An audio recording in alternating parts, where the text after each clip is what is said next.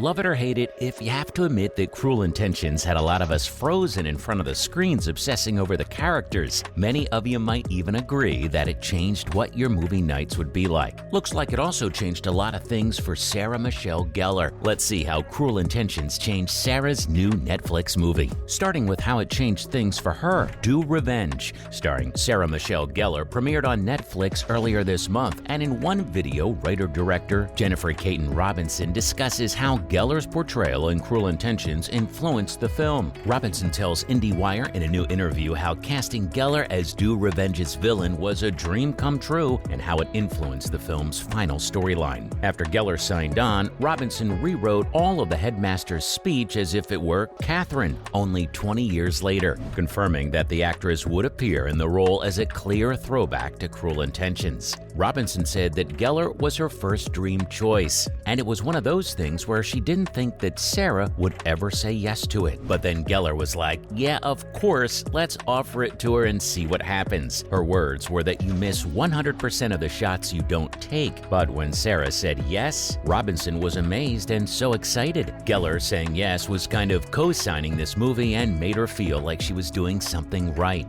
She said, it was really like the turning point for me where I was just like, oh, I think like this might really work and it's going to be good. I just heard her and sat there and literally thought about Kathryn from Cruel Intentions. Like if she was the school's headmaster, what advice would she give? Moving on, the deets spilled for Do Revenge. Hawk has said that there are references to Clueless, Heathers, Jawbreaker, and 10 Things I Hate About You in Do Revenge. So even if Gellar's involvement is minor, the film still seems like it has much to offer lovers of 1990s adolescent comedies. Gellar established herself as a staple of the 90s adolescent cinema scene with roles in both Buffy the Vampire Slayer and Cruel Intentions, the latter of which is rumored to be receiving a TV revival. It's clear why Robinson was so ecstatic to have the celebrity come on board. However, it remains to be seen how Gellar's presence would affect Do Revenge. Gellar isn't in as many films and TV shows as she once was, but Do Revenge must have had a lot going to get her to join the cast. Fans of Gellar's from the 90s could check out Do Revenge, with Cruel Intentions and Buffy the Vampire Slayer being enduring cultural touchstones. Looks like fans are in for a ride now that the film is already on Netflix. Let's look at Sarah's chaotic journey. Roger Kumble's 1999 film Cruel Intentions follows two conceited step-siblings, Kathryn Gellar and Sebastian, as they make a bet on whether or not they can deflower the headmaster's daughter before the start of school. When it first came out, critics were divided on whether or not they liked Cruel Intentions, but the film has since become a cult favorite, thanks in large part to the stellar performances of stars Sarah Michelle Gellar and Ryan Phillippe, as well as Annette, the daughter of the school's principal. Gellar went on to star in many additional blockbuster films and television series after Cruel Intentions, such as Scooby-Doo and The Grudge 2. In 2016, Gellar would reprise her role as Kathryn in a TV movie based on the Cruel Intentions franchise. Do Revenge, a forthcoming Netflix film about two high school kids, would resolve to go after each other's bullies, is claimed to pay tribute to many masterpieces from the 1990s, including Cruel Intentions. Gellar joins Stranger Things alums Maya Hawke and Camila Mendes in the new movie.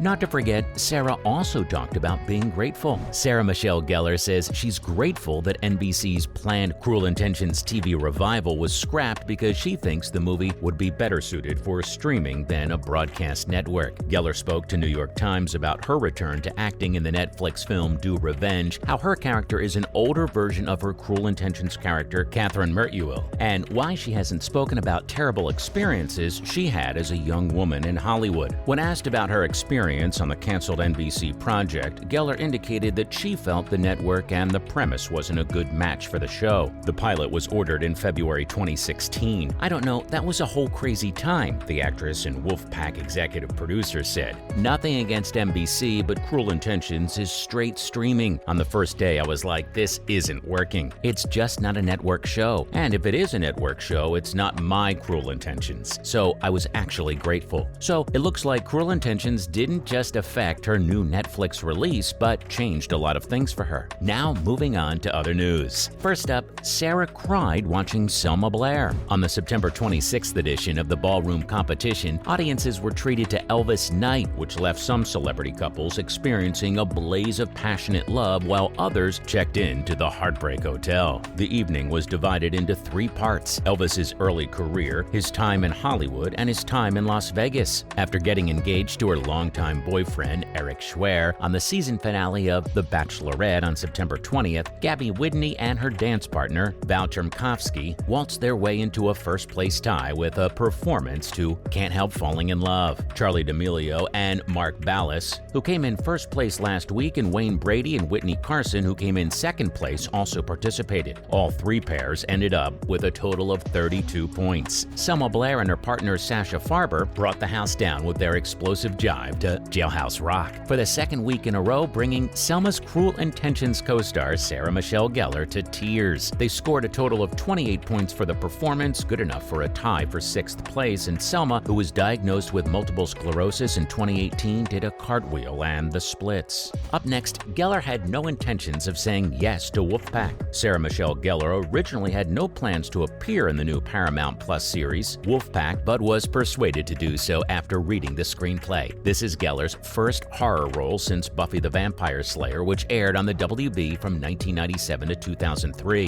During the TCA presentation, Gellar discussed her choice to star in and executive produce the new Werewolf series created by Jeff Davis, who also created Teen Wolf for MTV. She said this was the first time a screenplay had ever grabbed her attention. The symbolic nature of Buffy was one of its many appealing features. To me, the show's importance and longevity stem from the fact that these actual creatures served as metaphors for the horrors of high school. She read the screenplay for Wolfpack and had a conversation with Jeff about the themes he wanted to explore, such as the effects of technology and isolation on children's mental health. It was a central place in her mind and is the subject of constant reflection. Finally, Gellar talks about her experiences in the industry. Sarah Michelle Gellar says it was not easy for her as a young woman to work in Hollywood, but she refrains from discussing her experiences for fear of victim blaming and shaming. After taking time off after Robin Williams' death, her co-star on The Crazy Ones, Freddie Prinze Jr., encouraged the Buffy the Vampire Slayer alum, now 45, to return to acting. She plays the school principal in Netflix's dark comedy Do Revenge, and she's also performing in and executive producing Paramount Plus's Teen Wolf spinoff, Wolfpack. She told the New York Times that she's now in her adult profession, which is quite different from her childhood ambitions. From where she began to where she is now, she has certainly come a long way. Gellar, who won a Daytime Emmy at age 18 for All My Children, was asked by the site whether she generally had positive experiences as a teenager and young lady in the profession. She said that it was quite challenging. When she was growing up, there weren't any strong female characters. It was the part of the girlfriend or wife. That's why Buffy was so amazing. She had actual plot points to advance the plot. More recently, in I Know What You Did, it was the female protagonists who did the detective work. That's an unexpected change of events. To be clear, that was only a component.